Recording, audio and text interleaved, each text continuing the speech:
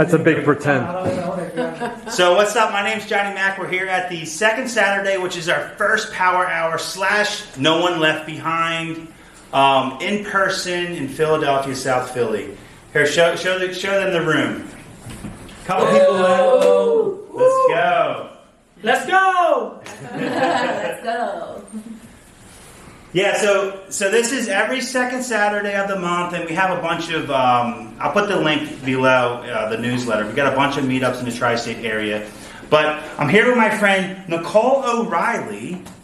She's in SubTo. She's actually what we call a unicorn agent. What does a unicorn agent mean? Investor-friendly agent. Investor-friendly. So if you have a SubTo deal, you have a seller finance deal, something creative, someone like Nicole, she can work with you versus other agents who aren't unicorn agents, right? So, but the reason why we wanted to share this, because Nicole just closed on a deal on Tuesday, and I was able to get a piece of that pie, but I just wanted to walk through how this happened. So, obviously, if you're going to do a deal, you need the first thing, which is a lead.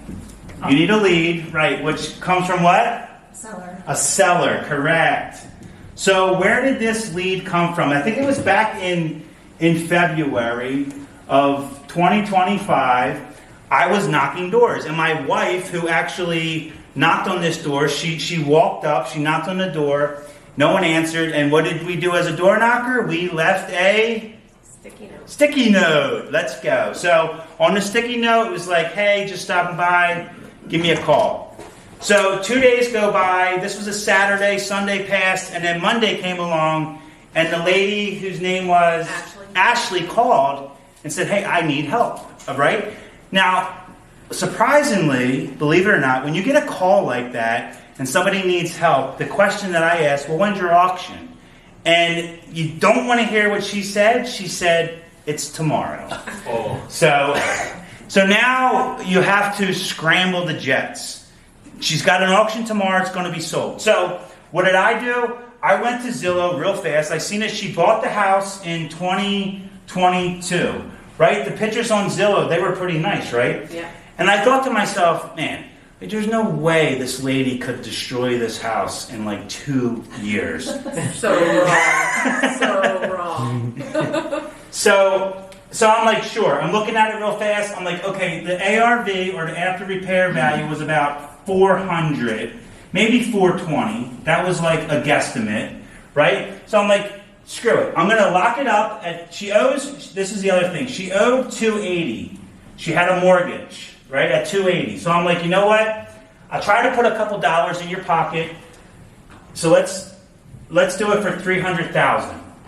So that was what I sent a PSA or a purchase sale agreement to her for 300,000 with the intent that I would solve her problem, which was her bunnies, that she has an auction tomorrow, put a couple dollars in her pocket so she can move on, and then I have a property that the ARV is 420, which the pictures look amazing on Zillow, and I'm like, yeah, my buddy Severo, he'll probably buy it. I can at least make $10,000 by wholesaling it, because I would sell it to Severo for, I think I told him 320. But I had room in it, so I was going to try to make for a payout for wholesale $20K. That was the initial thought. So Severa and I, we meet over there. No, let me back up, because she's got an auction, right? So what do? I call up a local bankruptcy attorney who I have a relationship with, and I said, listen, I got a property. It's got a nice spread, and I'm going to make at least 20 grand off of it, but the lady has no money. If I, on my good word, say to you that I will pay you your $3,300 to file bankruptcy, I'll write an addendum that says when my LLC closes, my LLC is responsible to pay your $3,300. Will you help us? And he had worked with us before. We did a deal before. That's another video, an amazing video. But he said, yeah, John, sure. So I wrote him an addendum, which said that I would pay it. And then what did he do? He went to Ashley, what happens with bankruptcy is you need to do like a 45 minute counseling session. She went through that. And then the next day, this was a Monday, auctions Tuesday, and then that got stopped and postponed. So that's cool. So then, me and Severo, my end buyer, we go to the house. We go to the front door. We're like, okay. We walk in, and honestly, the smell, Takes your breath away. it takes your breath away. Like it stops you. Like it's like you're walking into like it takes your breath away. I can't explain it. I can explain it. Go ahead, Nicole. Let's elaborate. I won't curse, but I thought when I walked in the front door, there was going to be a big steamy pile of you-know-what sitting on the ground. And there wasn't. Right. The whole house took your breath away. Took your breath away. Yes. And I walked into the house. Remember Zillow? There's no way she could have destroyed this house. Well, she destroyed the house. Destroyed. Now, mind you, she had family living there who had dogs. And the smell we come to find out was a turtle that had like black water. I thought the kids like took a dump in their pants and like it was bad conditions to say the least. It was sad. So, but it was the turtle, right? Well, it was a mixture of the turtle and the dogs. And, yeah. It was when the turtles were gone, it still smelled bad, but not as bad. Right. It was bad. So, okay, me and Severo walk in. Severo, he's with his wife. They're ready to go drive to a property here in Philly, actually, because he had a flip going on. And he just looks at me and he's like, I'm like, crap. So we had just met with SubTo leader Jason Stain up in North Jersey at his meetup, and one of his speakers was Matt, who is the Shortsale negotiator. He's got like the Superman, that's like his thing. Matt Murdoff. What's that? Murdoff. What's his name? Murdoff. Matt Murdoff, for anybody watching. So he's awesome. So what's cool about Matt, I call up Nicole because Nicole and I go way back when. I know she's an agent. And you have done short sales before. So my sales pitch to Nicole was, hey, Nicole, I have this property. Would you do a short sale if you don't have to negotiate? And that, I think, got you to say yes. Would you agree? Yes. If I would have said, hey, Nicole, I have a property for a short sale. Would you do this? And you have to negotiate. You probably would have said, Probably not. Probably not, right? So the next question is, what is a short sale? Well, she owes $280,000 of debt that needs to be cleared up, right? I tried to sell it for $320,000, and I even said, what about $310,000? Yeah, the numbers don't work. Fine, like we have our numbers. Like our numbers are our go, no go. So Severo, he has his numbers, he has his spread. That was it. He was a little conservative, so he said no. So then I got Ashley to send it in to Matt. Nicole said yes, she would be willing to do it. And then we start the short sale process. And Nicole, from there, I handed everything over to Nicole. I explained to her that I have this $3,300 good faith. And then Nicole, obviously, we've done deals before. She helped us on a bad flip.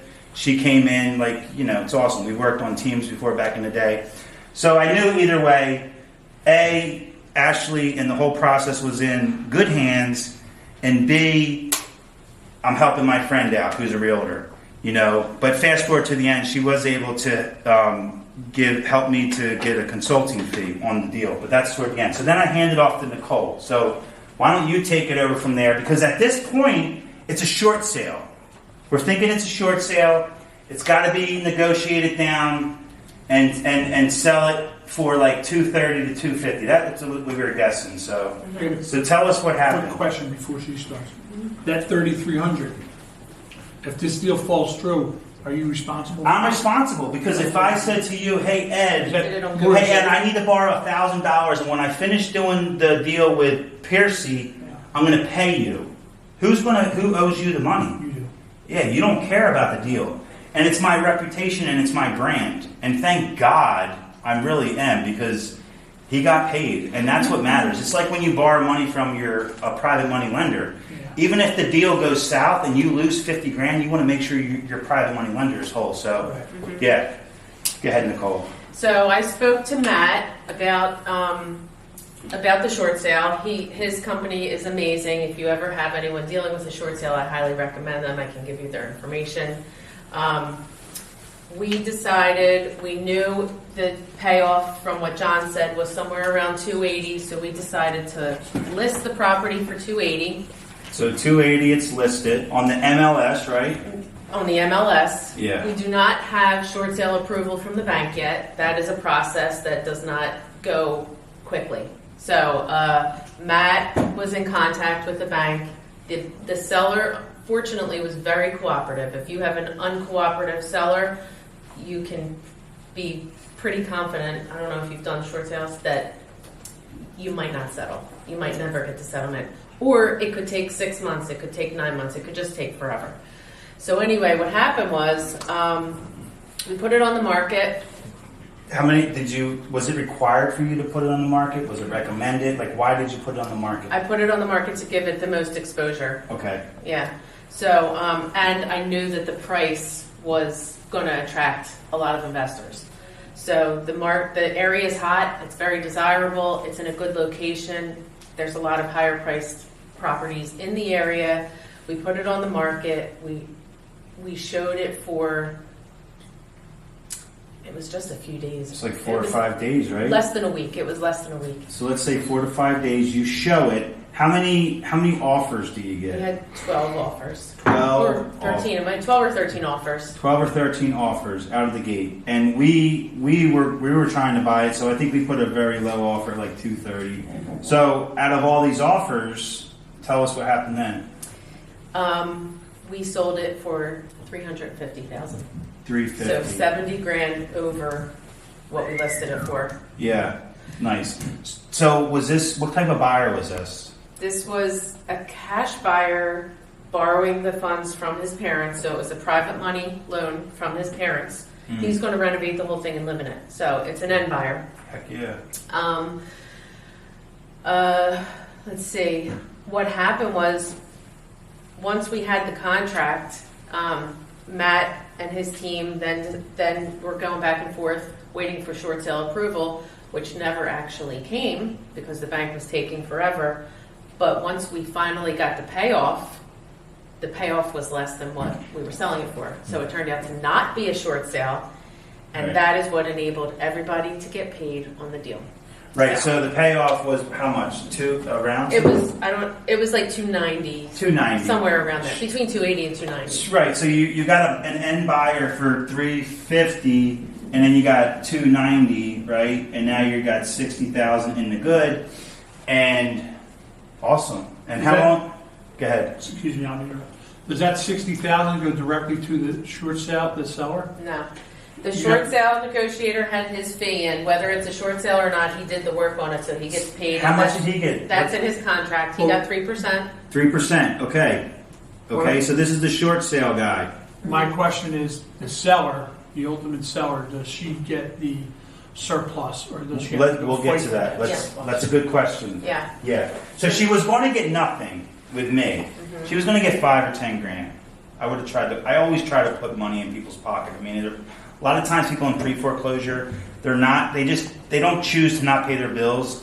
Like something happens, you know. Like she was a young lady. She got into this property. She bought it a couple years ago. It was probably like the thing to do. She was in a, between her relationship and her family, she probably relied on her family to help with the mortgage, and it didn't work out, and they freaking totally took advantage of her. I mean, that was my third party look into the scenario. So, but yeah, so she wasn't going to get much. So, Matt, he gets 3%, which is awesome because he gets paid, right? And then, of course, I came back to Nicole, and I was like, hey, like, what about the BK lawyer? Can we do something with him? And she's like, absolutely. Like, send the invoice. So I reached out to him. He sent an invoice to Nicole. Nicole put that on the HUD. So now he's made whole. Thank God. Because now my good name is made whole. Because I really didn't want to pay him 3 grand, right? And what else? And then you, as a listing agent, what was your cut? 3%. 3%. Boom.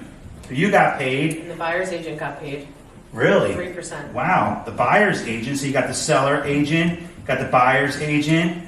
Boom, boom. And then how much? And then you gave me like a consulting fee. But that was out of my own. Was that out of your own? I So paid you. So she gave me like a half, let's say a half a point or something. I forget what it was. But anyway, I got paid on a deal that she didn't even have to pay me, honestly. But because you really didn't. You could have just said, John, like, I'm not going to pay you. But you did. I would 'cause want you're to awesome. pay you because I want to keep doing deals. Yeah, because you're freaking awesome. Okay. And then your question, Ed, the seller, Seller wound up with a little less than 3%. which equal to 9,000 and something. 9K. And as Pace says it, this lady had a lot of bunnies, and SubTo Nicole, SubTo Johnny, we worked together and found her bunnies and solved it. And is she happy? She seems like it. They're going to Singapore. Let's go. What's that? John, my question was a little more in depth than that. Like when you enter into a seller short sale, Yeah. it's the bank makes all the decisions. The seller's taking out all of it. So that 9K. Well, the bank told her to go pound sand. We're not doing it. They never responded. They didn't get back to us about the So you approval. did it all on your but own. Okay. they did send the payoff. So Right. once the payoff came through and we realized it was so much less, Yeah, everybody can get paid. everybody got paid. Plus, she walked away with something. Right, and then obviously for a short sale, if Nicole would have got 20 offers at like sub 270, meaning 260, 250, 240, Would've been. that would have been an argument for a short sale. But she's getting 350 offers. Even 300, 310, because everybody's still like the bank still does pay commissions. It might not be the 3%. That's what we draw up the contract. Just so you understand, we always draw up the contract for what we charge for our fee. The bank can choose to pay less. Commission's always negotiable with the seller anyway, but she was fine paying it because she wasn't paying it. So she said, sure, you can get Pay whatever everybody. you want. Pay everybody. Yeah. So, Question. I'm going to Yeah. Singapore. Let's go. So Nicole, at that point, you were representing for the buyer or the bank? I was representing the seller. The seller, not the bank. Yeah. The short sale negotiator was also representing the seller and negotiating with the bank. Gotcha. So he was working with both. But once we realized we didn't need short sale approval, the bank is out of it. They're just getting their payoff. They have nothing to say about anything anymore. Okay. And they can care less because we're all just numbers to them. And they get their money. Yeah, they get their money. So my question, I'm sorry, my question was more geared towards foreclosures. Okay. The surplus in a foreclosure, So does the seller have to go fight for that money?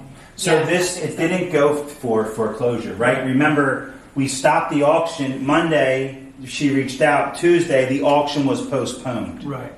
she filed bankruptcy.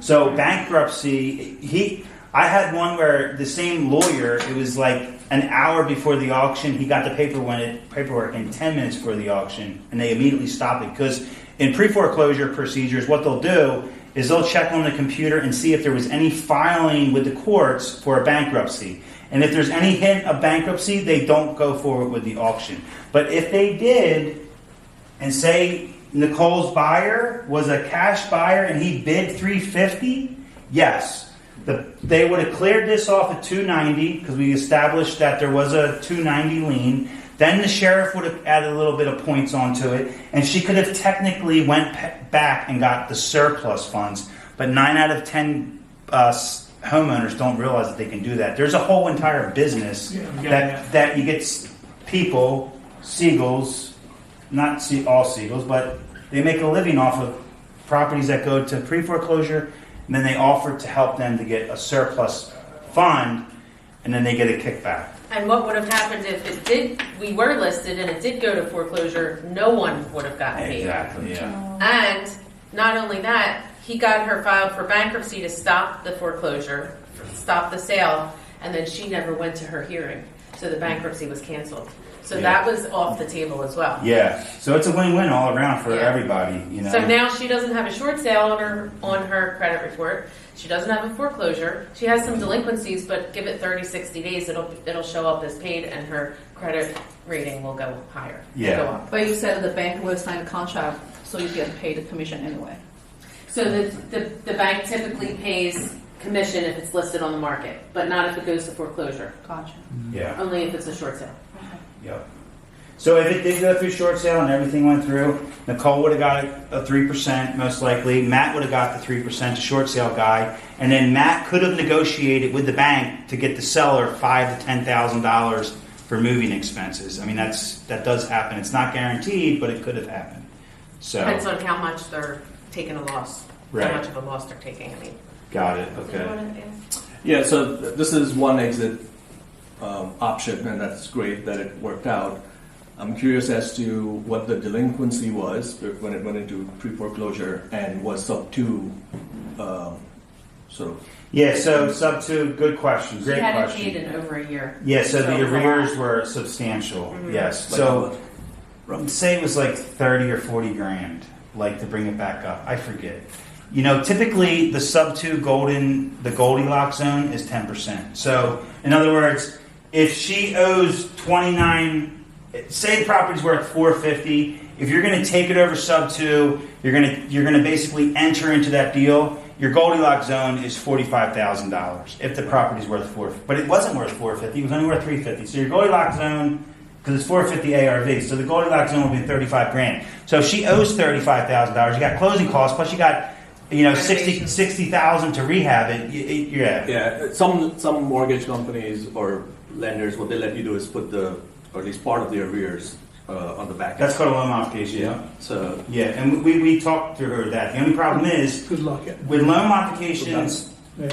With I focus on pre-foreclosure. That's why I was knocking on her door. With loan modifications, you need to there has to be a couple things. A, you have to request a loan modification 37 days prior to the auction date. So this was a day and a half. You also need to make twice as much as your mortgage is. So if your mortgage payment is $1,000 for simple math, you need to show on books that you make $2,000. Now I've seen people get loan modifications in the window, say they have 20 days to the auction, but the fact that she wasn't working, the fact that it was like the probability was slim to none. Yeah, She would have never gotten approved. she would have never gotten approved, and she had no income either. So the bank would have been like, yeah, okay, yeah. So great question, though. Freaking love it. Do you have a question? Yes, so the bankruptcy will stay on the file for how long? It never actually went through because she didn't show up for her Oh, I hearing. get you. Yeah. So, it's on the file of the bankruptcy. And So I'm, it was like what'd you say? by design. Yeah, pretty much. it was, so from what I understand, it still is a ping on your credit, because I asked that. If somebody goes and files, and I'm not a lawyer, disclaimer, but from what I understand, it's like you said, it wasn't actually fully filed in court, so therefore it's not a full bankruptcy. However, there's something that was showing your record that you, at some point, engaged in a bankruptcy, and they would ask a question. It's what they call dismissed. Yeah, but still, they're going to ask it. It's like a hard inquiry or something, right? But we're going to have bankruptcy lawyers coming in. We can ask them that question. Yeah. So cool. Any other takeaways? No, I think we pretty much covered everything. All right. High five. Yeah, it was good. Yeah, because just a shout out to Nicole. Me and Severa, going back to the one guy who was going to buy it, him and I did a flip, and the real estate agent decided to not. She basically quit. And she's like, I'm out. We're like, fine, because we didn't take a low ball offer. Nicole came in, helped us, and we were even at a pivot point where we were kind of not going to move forward with our buyer, and Nicole kind of just waited out for us, and we were able to get it sell. Now, that was one that's a learning lesson. We lost money on that, but if it wasn't for Nicole, we probably would have lost more money. So that's awesome. And then you got paid on that, so that's a win. We got out of that situation, and then we get to keep doing deals. And Nicole does fix and flips with her husband Brian. She's a unicorn agent, and she's looking for deals. She needs more deals. So if anybody has deals in the tri-state area, hit up Nicole. I have her Instagram in the link below. We do bar and Burr. Yeah. Okay. What? Any specific locations? We're mostly Delco. Delco. Yep. Great county. So cool. Let's go. Did you hit record, bro?